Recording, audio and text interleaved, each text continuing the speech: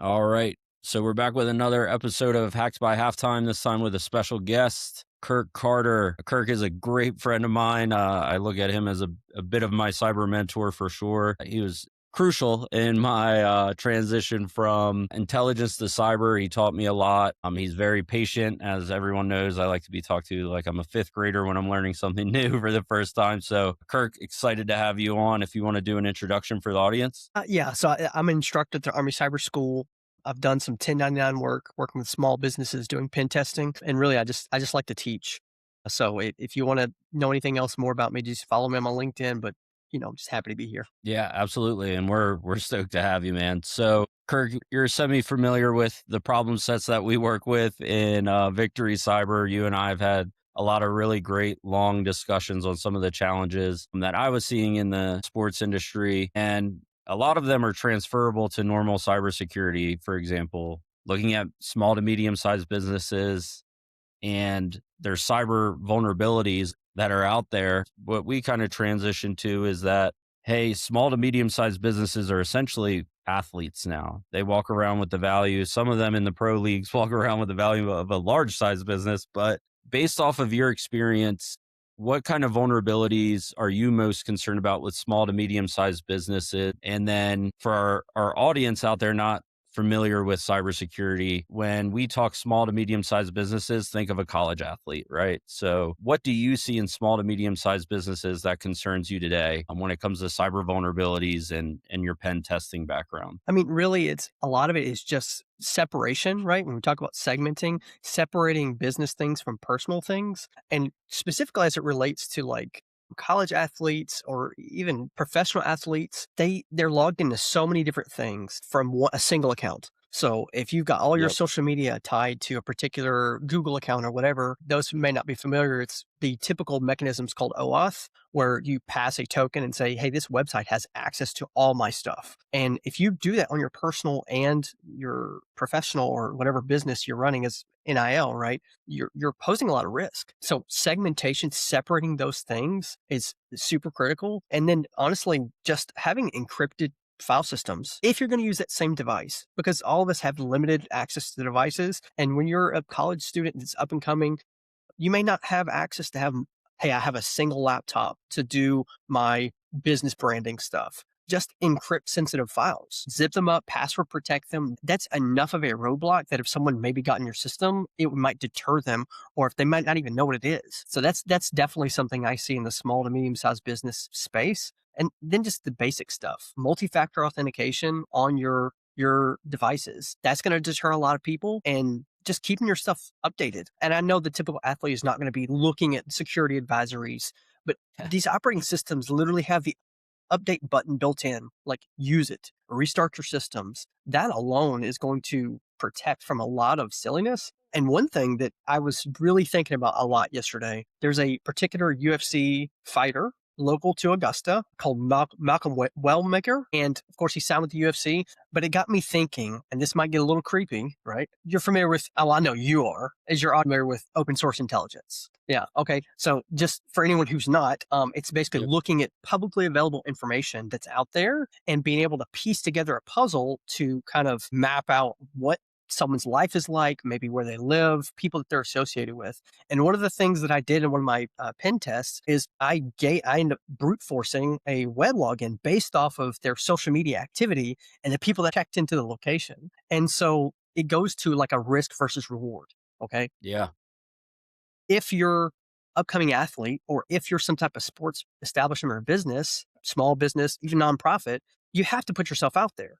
That's how you generate revenue. That's how you get. So it's a risk versus reward. It's all about risk management. But then on the other side, if you put that information out, you have to be a little bit extra prudent and careful about how your systems are set up, because you are painting yourself as a target. Yeah, absolutely. And it's very UFC is a great example, right? Because UFC, even comparatively to other sports, I look at them as a bit more vulnerable, if you will, because it is, at least on a football, basketball, soccer team, you have somewhat of an IT department going on. When we look at individuals as the brand, right? And that's Mhm. UFC 101 right there. They don't have an overarching UFC structure to provide them technical, at least IT support. So it's very fascinating because that risk is everything you just described directly translates to them, where it's OSINT, I think, is becoming a bigger deal nowadays. I think it's a great point to highlight. And I know it's not necessarily one of the questions we've talked about, but that we have written down, but it's one of the fascinating things I've seen. So last year there was a string of break-ins against NFL players. Mhm. When they went on the road, their house was robbed, and it happened in the NBA as well. Their home was actually robbed while they were gone. And I couldn't help but think there's got to be OSINT involved. I mean, outside of they're an away game this season, I think that's what people kind of think of. Oh, all they needed was their schedule to know that that was an away game and that they wouldn't be at the house. But OSINT now with AI particularly can be done so lethally quick. And it, like you said, when you have to publicize yourself to get your brand out there, it's terrifying. So if you want to touch on OSINT a little bit more on like how you as a pen tester, I know you mentioned brute force and stuff like that, but what's your thoughts on OSINT and how you get after it? Especially for this NIL conversation, it directly ties to like your break-in, right? A lot of counties or parishes, if you're in Louisiana, a lot of counties have publicly available websites where you can look up property purchase information by name. And so, and me as a parent, I get even more scared because guess what? I bought my house in my name. But then, and this is why I said it's going to get a little creepy. Yeah. I can also look at if I publicize, hey, my kid's in 11th grade this year. Guess what they also have available through the local board of education? Bus route apps. So What? oh yes, my daughter has the app Wow. on her phone. She can track when it comes into her neighborhood. And if it hits a certain zone, it will literally ping her phone and notify her so she doesn't miss the bus. So let's think Wow. about that big picture, right? I know where you live because you bought the house publicly in your name. If you have family or children or whatever, I can literally track when your kids are going to be home. If I know both of your Jeez. parents work, right, both of the people in the household work, and your kids are off on the bus, the OSINT's so easy, and that's what's scary. Is Yeah. we society in general has traded safety and security for convenience, right? Yeah. And it's just scary as a parent. And I can't Yeah. imagine the scrutiny and the amount of eyeballs that are on these upcoming athletes or the people who Yeah. are already athletes. Because if you don't buy a house at LLC or some other type of entity, I can just search the name, right? Yeah. And boom, I know exactly what houses you own in that particular area. And you said, right, you used the good word, and I love it because those outside of the intelligence apparatus or cyber, when we say like creepy, it always makes me laugh because it is. And I for those unfamiliar in the audience, just go watch a few YouTube videos of like a Rachel Toback or something like that doing her videos on how she gets after it. And it's not necessarily like when you frame yourself in OSINT, you have to kind of think a little bit like a criminal, right? Like you're going after an objective and you're going to get what you want to make your objective happen. So if my objective is I am in a criminal organization and I want to, like you just said, either come kidnap your kid for some ransom or just get out your socials or rob your house, whatever the case may be, that access or that information is readily accessible. Mhm. So I think it's one of those things that people don't think about too often at all or Yeah. enough, especially with how much in the me culture that we are in now, where everything is about me, me, me. It's very fascinating. No, I'm glad to go down that rabbit hole of OSINT. That's one of my favorite topics. Yeah. Yeah. So moving on to the next one, we're going to talk about data a little bit more. And I know we touched on this with vulnerabilities to an extent, but in the sports industry, we have player data, scouting intel, proprietary analytics that everybody has, especially as we get closer to the NFL draft. Everyone's got how do you measure somebody? Is the athletic score more important than what they're putting on tape? Those kind of things. And that level of security rigor that goes into protecting what we would call maybe like high value information or crown jewels, right? In our area of expertise. But in the commercial sector with valuable data, often linking to like customer records, intellectual property, and financial systems. How do you think sports organizations, now that we go from like individual to organizations, should protect that data, knowing that it needs to be like readily shareable, Mhm. right? People need to access it still. What are some ways that they could protect themselves even though they are prime targets? I mean, if you're talking about organizations themselves, I mean, it's very in the security realm. We just call it principle of least privilege. You don't want to store it in an open share drive for everyone to access, right? You want to apply some type of permissions, whether you're using, hate to say it, Microsoft 365 or Google or whatever. There are ways that you can share documents only to specific people. And when it comes to the types of data, right, they're legally bound to encrypt that data at rest, meaning when it's stored and in transit. And most of the big, kind of work collaboration providers, they handle that, right? It's abstracted away from us. We may have to just say, hey, encrypt this on the file system. But really, the best way is just to only share it to the people who need it. That I've been thinking a lot about specifically that data. And I'm more of a UFC fan than football and other ones, right? Yeah. So it's one thing that I noticed in a lot of UFC fights is after the fight, they will then disclose they came in with an injury, but the doctor cleared them. Yeah. And I'm going to ask you the question because you follow Yeah. football a little bit more. Is that common in football as well? Like, are they hiding injuries? Yeah. So yes and no. And it's very fascinating that you mentioned that because there was some controversy last season of teams possibly hiding injuries. So they have to report it on the Thursday or Friday before the game. And they're legally obligated to report it through the week. Mm, But you'll see like a dude not practicing all week and not on the injury report. And then Friday, hey, he's got like a rib injury or a mm, foot injury or something. But the UFC part is really interesting because it's hit them twice now that I can remember. And I have never seen an article come out about a cyber attack on UFC or anything like hmm that. But there's two fights I can remember in the last like 8 months, I think it was, where the betting spiked for an uh, underdog and they canceled the fight. I think it was DraftKings came out or MGM and was like, hey, UFC, this is a huge anomaly. Like you hmm have a huge swing here. The FBI, I think, got involved as well. But it makes me think, right? Like if that injury is undisclosed and somebody can get access to that, especially with the world of betting now, it can provide a serious implication if someone's like, "Hey, give me 1,000,000 on the underdog," yeah, yeah. and they hit for 3,000,000 or whatever the case may be. And I would say for the UFC, it may be a little bit more difficult too, because you have these fighters who are coming from these local gyms, and Yeah, I can just walk in there and see how they're doing, right? yeah, I can probably pull out a phone and just check. It poses a way different problem for UFC fighters compared to big sports teams because big yeah, sports teams typically control their environment, right? They're like, this is my field, this is where I practice. A little bit different for UFC, but as far as, circling back to what we're talking about before, if that data, like analytic data is stored yeah, somewhere, it's got to be protected. And I know before we talked, we were planning on talking a little bit of Bluetooth stuff.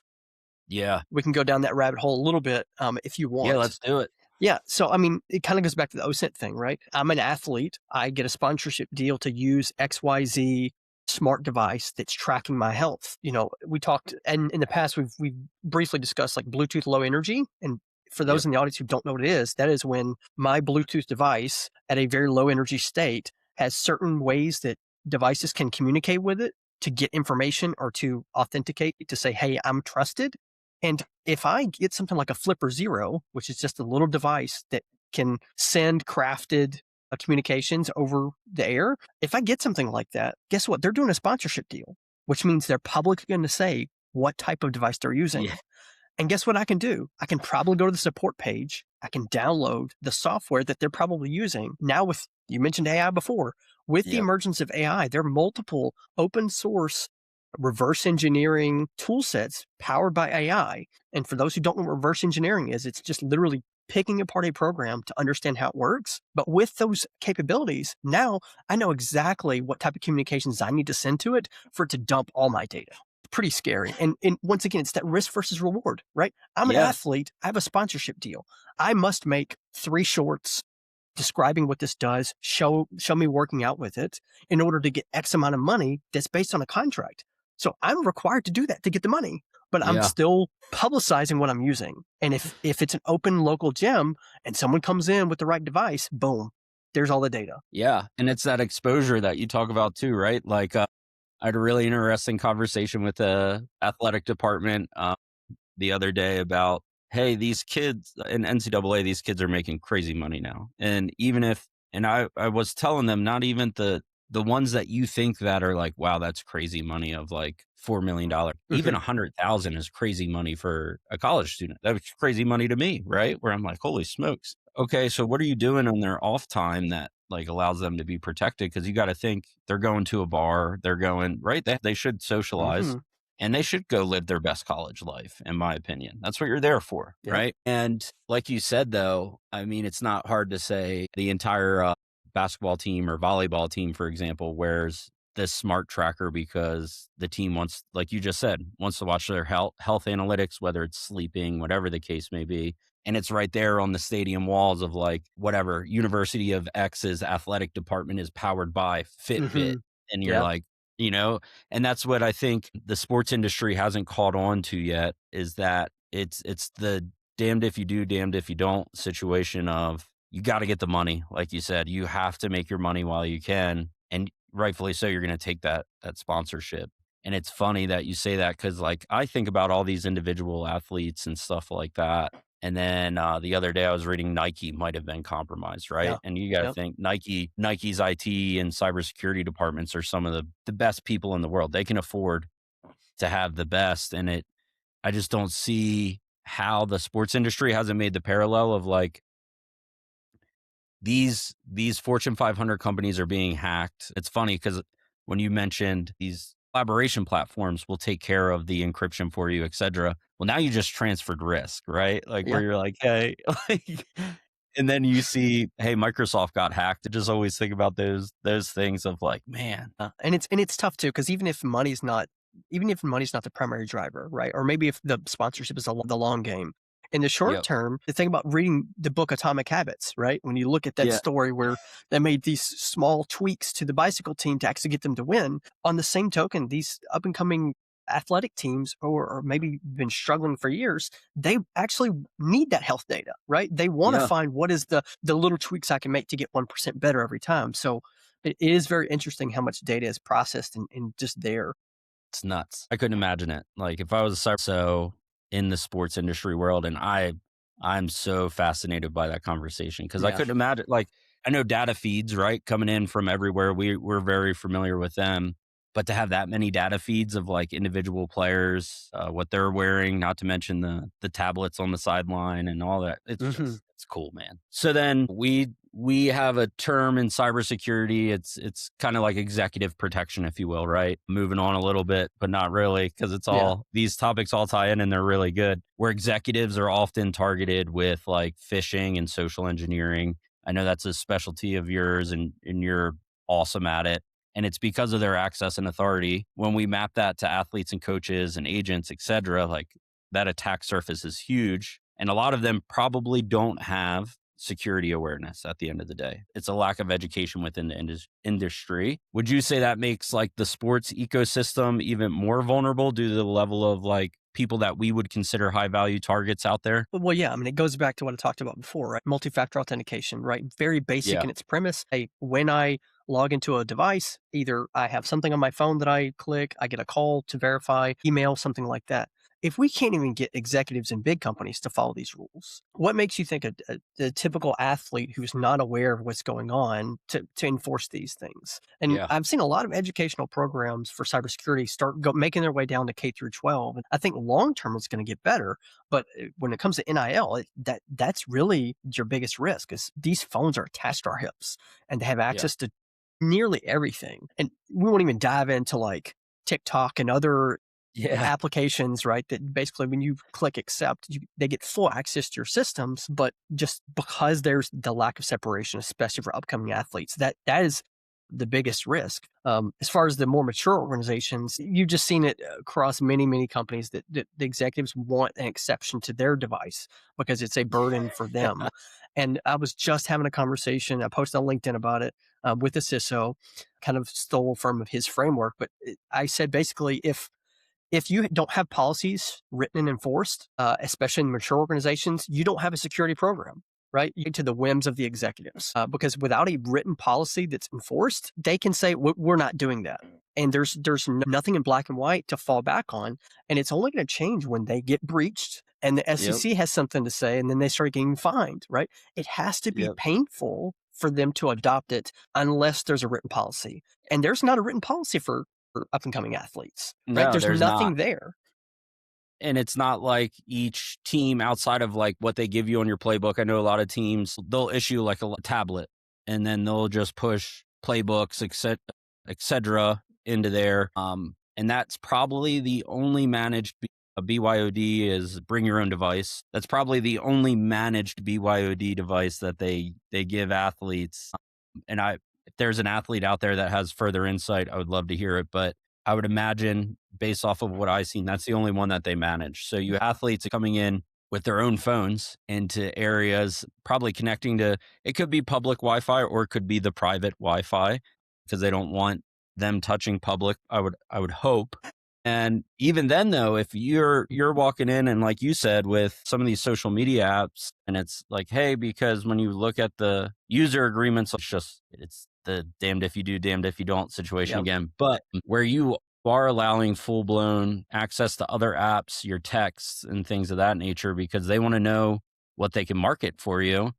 It's the same reason why it kills me even in 2026, but it is what it is, where it's like, hey, did you know I was talking about buying a new bed last night? And all of a sudden I have all these ads for beds, like the government's watching. And it's like, no, it's not the government. It's marketers and researchers that are watching and they want to know how to sell you their bed. So that's what happens. And I think it could make the sports ecosystem a little bit more vulnerable, right? Because like you just said, and you highlighted something I really loved, which is if you allow your executives to do whatever they want, you don't have a security program. If you're constantly making exceptions to the security program, and it ties extremely well into sports to me, where it's like, if your player's not disciplined enough, if your star player is not disciplined enough to follow the same rules as everybody else, is that a good teammate? Hmm. Like, are you being a good teammate, Mr. Executive or Mrs. Executive, because you're leaving the rest of the team vulnerable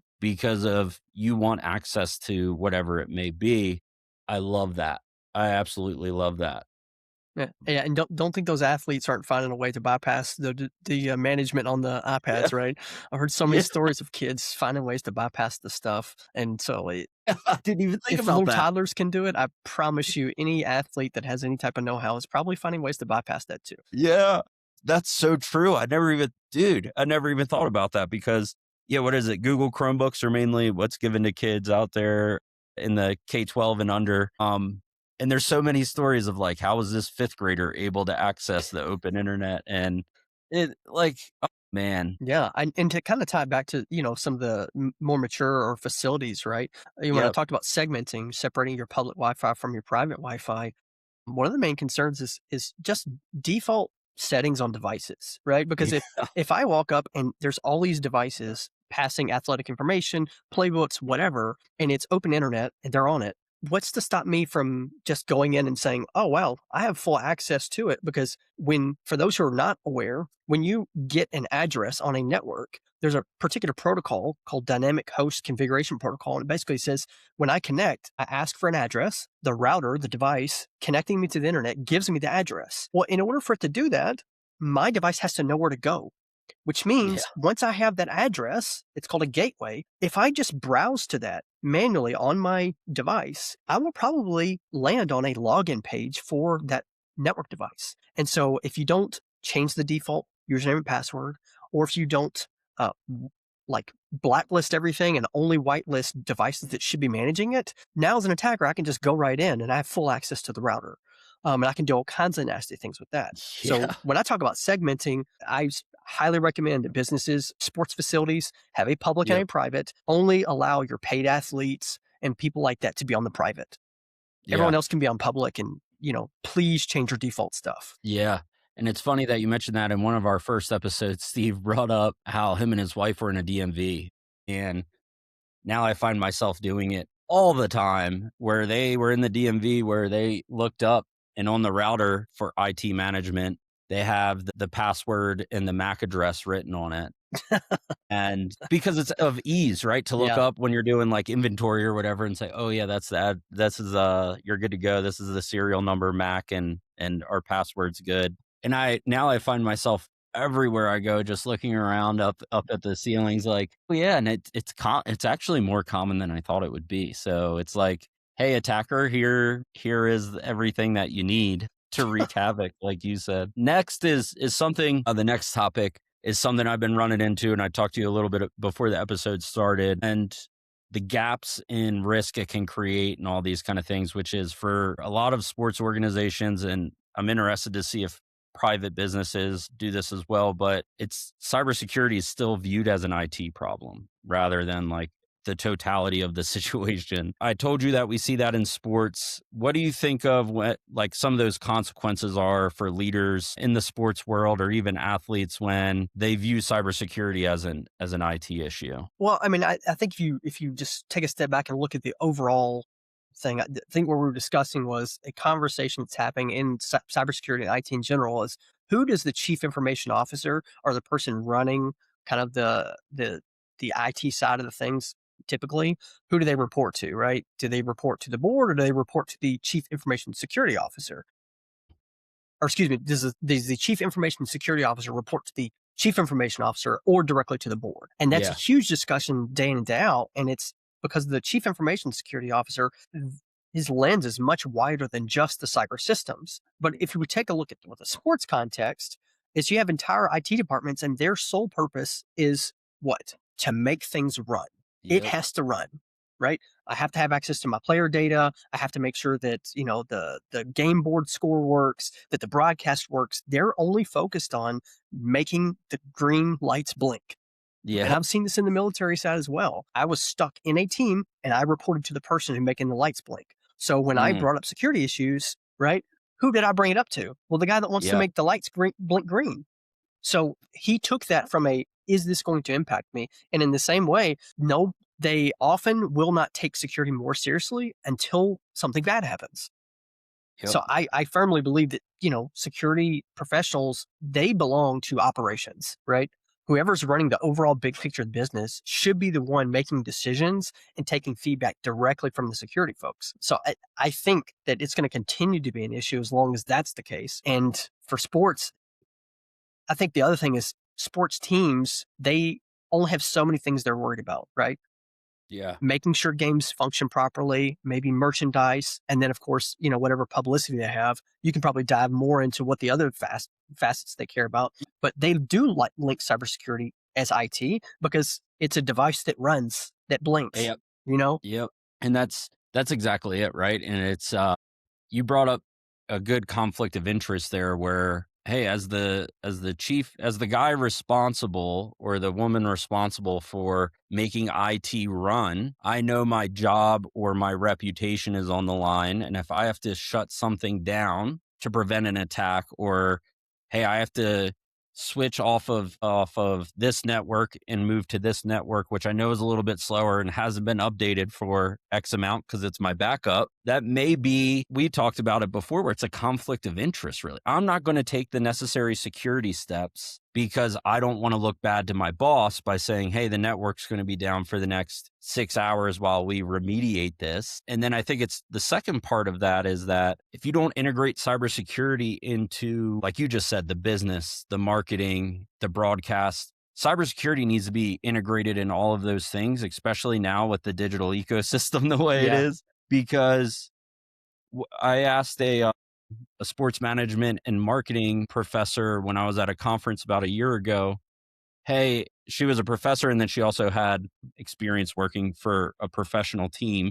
And I'm not going to tell that information here, but yeah, what was your backup plan if the network, because she was marketing. I was like, yeah, how do you market when your network goes down? And I'm sure there's marketing people that are out there that are like, oh, I would do XYZ and that's cool, but have you practiced it? Yeah. And she was like, no, we never, like if the network, and we see it all over the world. Hey, if the internet doesn't work at work, what do you do? Well, I just go home. Like, Oh, dude, seriously. And people do need to practice, right? It's great to plan, right? yeah, But you do need to practice the plan. And it can be as simple as doing like a tabletop. Hey, let's walk through and make sure that each person that's supposed to perform that function knows their role. Okay, yeah, we have gaps here. Let's create some products. Do you have them as references? And then guess what? Maybe the next time you do a tabletop, you take the references away. Everyone give me your books. Okay, let's run through a different scenario that requires the same tasks or same functions and see how they respond to that. And to kind of tie beautifully what you said, there's a book that I just got called Cyber for Builders. It's written by a guy named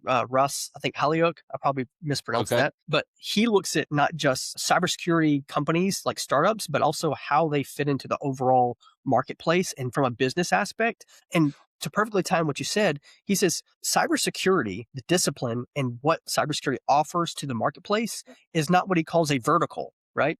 There's no mm, business in the world that says cybersecurity is an offering that I give to my people, right? A sports team is yeah, not going to say, I offer cybersecurity to my athletes and my yeah, audience, my fans. But it is what he calls a vertical. And what he means is exactly what you said, is it is a function that ties into every single part of the business offering, right? mm, So when we think yep, I'm selling tickets, right? Your login information, your credit card data, all that has to be done securely, right? I have to have a secure way of getting you the tickets yep, or getting you, like on iPhone, you've got your little wallet, right? That has the ticket, right? I have to find a exactly. secure way to do that. When it comes to social media and other things like that, I have to keep these accounts secure because how can I market and how can I share things that my fans want in a way that does not misrepresent my organization and my brand if that's not secure? And so security is a vertical that touches all sides of the business. Horizontal, yeah, horizontal I'm that sorry. Yeah. touches. I Yeah, did I the got hand you. motion No, right. The wrong word. yeah, yeah, yeah. I got you. I got you. Yeah. So, and it's one of those things too where it's fascinating because like I think it highlights going back to our main point too, like we were just discussing the difference between IT and cybersecurity. Cybersecurity is gonna, like you just said, work horizontally, Hmm. where I look at almost IT as a funnel, where it's like, hey, is everything good? Everything's good, and it meets its apex and everybody's green. Whereas cybersecurity, you're never really green because you're constantly, like Hmm. you said, 1% better, 1% better, because those organizations that are like, hey, we're completely secure is the day that you're like, oh no, this is Yeah. not. And I think what makes it harder is because security is looked at as a cost center. And so Mm, the only way that you can really position being secure or having some type of cybersecurity posture as being a business enablement is if you are third party verified, attested that you meet certain security requirements that allows you in the rooms and opens doors that you can't. The yeah, best example I can talk about right now is, government contracting, right? The cyber maturity model that has come out recently that yeah, requires you to be certified, that is one. People look at, SOC 2 as another attestation, right? That was actually developed by the, financial world, but SOC 2 has a level of security that you must meet to get that. And so that's the only way that cybersecurity can be looked at as a business enablement. And but that really doesn't apply to sports, that I know of. yeah, I mean, have you seen any type of business deals in your, I guess, client yeah. experience that ties some type of security level? Yes and no. What I typically see is at the organizational level, and this is also a concerning factor from a cybersecurity standpoint, but there seems to be a disjointedness. If you look at each of the major sports organizations, NHL, MLB, UFC is another one. I guess you could say six. UFC is another one. But all of those kind of organizations, WNBA, et cetera, where a team will have, for example, hey, we just signed a contract with, I don't know, name a big sports, or excuse me, name a big cybersecurity company. And I always think to myself, okay, you signed, that's cool, that's great. But then when you look at the franchise does this one company, but then the sports organization as a totality of like NFL, for example, is like, hey, we're doing Cisco and Microsoft. And it's like, okay, cool, how does that tie in at the franchise level all the way up when you talk about maturity models, right? Like, hey, do you have like a data input output scheme that you require these contracts? to hold so that way they can push data up. But then a lot of these franchises operate as independent entities too, right? Where they have the licensing and those kind of things and hey, we're a part of the league, but really we're our own thing down here and we're going to do what we want. It's terrifying. Absolutely terrifying from that perspective when you talk about maturity models and stuff like that and baselines. But I haven't seen anyone, I've never seen a sports organization to be fair, and it's just because probably cyber's not hip enough or anything Yeah. like that. But to be like, hey, we just got SOC 2 certified. You Yeah. know what I mean? Yeah. Or we just, like, and I would love to see that start being publicized more just because of the world that you're in now. Look at it as almost a recruiting. We talked about one episode of like a recruiting where cyber could be part of your recruiting pitch Mm. to an athlete where like, hey, we're the only sports team, whether it's in college or professional, where you will have a dedicated cybersecurity analyst to you. Yeah. Okay. Yeah. Like, oh, wow. Okay. And that would be cool from not just cyber, but also privacy too, right? We talked earlier Yeah. about your data's everywhere. There are organizations that you can pay to have a lot of your data removed through the legal Yep. processes where you can request in writing, have this stuff removed. So I would combine the two, right? Hey, Yeah. you have a cyber analyst that's, maybe a 5-to-1 ratio or something like that, or dedicated, like you said. And hey, they will handle not only your cyber hygiene, they'll walk through your entire, all the devices in your home or whatever, but also we'll look at privacy stuff too. I would combine the two. Yeah. That's a really good point because I see all the time on social media feeds and like, I don't want to call it, gossip websites, if you will, for sports. I was trying to think of the correct term where athletes are like posting pictures. Hey, I'm on vacation here and you can geotag and all these kind of things. And a lot of people don't know that. So it's just like, oh, or like, hey, I'm at this luxury resort for the next 5 weeks, getting my training, blah, blah, blah, and doing this. And it's like, all right, well, now I got you pinpointed.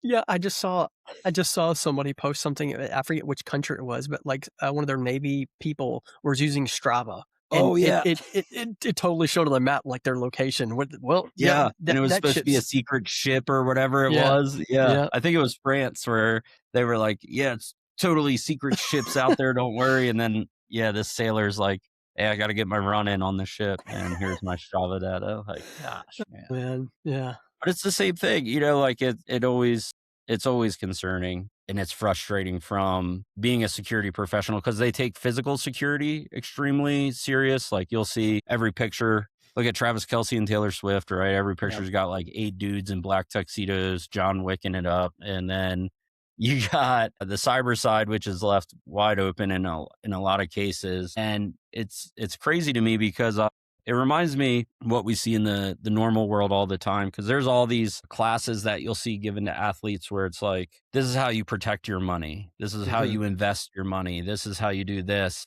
But they don't talk about like what happens when you get, there was an instance about 8 months ago now with an NFL player. It was his bank. He got phished hmm or vished if we want to get like yeah, super into CompTIA and ICS2 terms, but it was essentially he got a text from his bank saying, hey, we're going to call you. We need you to authorize this, a transaction. The bank calls him, says, hey, you have to pay $595,000 to X. Do you authorize it? And he said, yes. And he got vished and they moved the money over through a fraudulent transaction. And it's stuff like that. You teach athletes how to make money, how to invest money, but never how to protect in a cyber way like your actual money. So it's frustrating.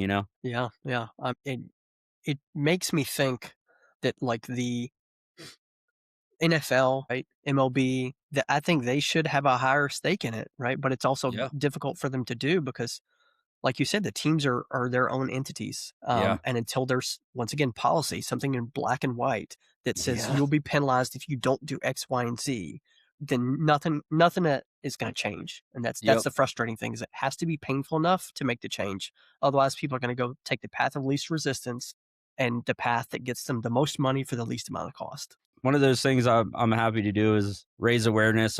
We were talking about Greg Schaefer's podcast, Yeah. a virtual CISO. So if you haven't gone and checked that out for audience members, great podcast. And it's one of those things where he asked why I got into it, and it was like, hey man, I started doing research, and because I'm passionate about sports, and I wanted to tie cyber to it to make my research feel fulfilling. hmm And then as I started researching, I was like, where's all the data? Like, Yeah. what's going on? It's not.